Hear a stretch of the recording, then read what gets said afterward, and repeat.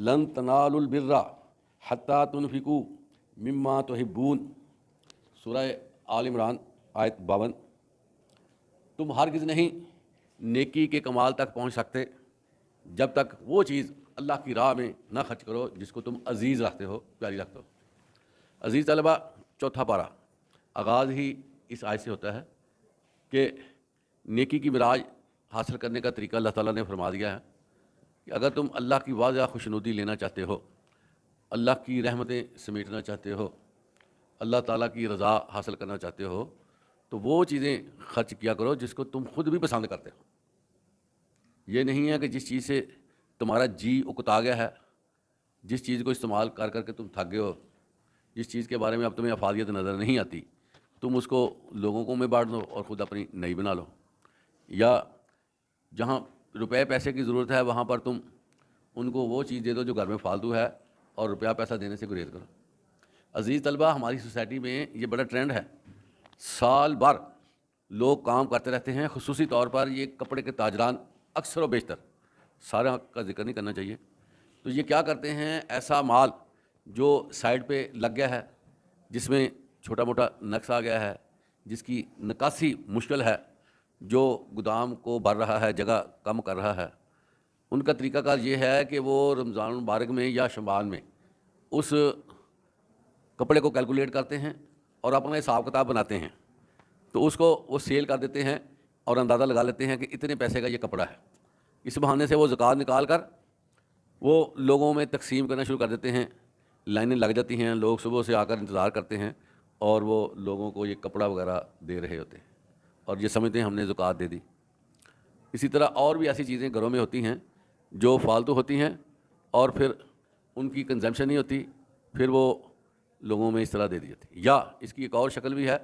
کہ گھر میں کوئی خاتون مرد کو بچہ کام کرنے کے لیے رکھا ہوا ہے،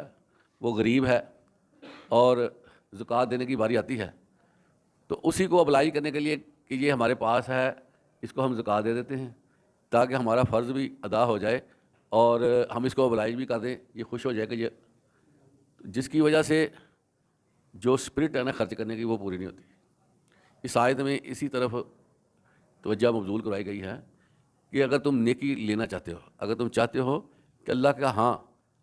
تمہاری نیکیوں کو نمایاں جگہ مل سکے، کیونکہ عزیز طلبہ ایک بندہ نیکی کرتا ہے، حدیث مبارکہ، اس کو ایک نیکی کی عوض 10 نیکیوں کا ثواب ملتا ہے، یہ کم از کم ہے اللہ کی طرف سے، لیکن اگر وہ خلوص رکھتا ہے تو اس کو 70 نیکیاں مل جاتی ہیں، زیادہ خلوص رکھتا ہے تو اس کو 700 گنا تک بھی نیکی مل جاتی ہے، ایک نیکی کا عوضانہ 700 نیکی۔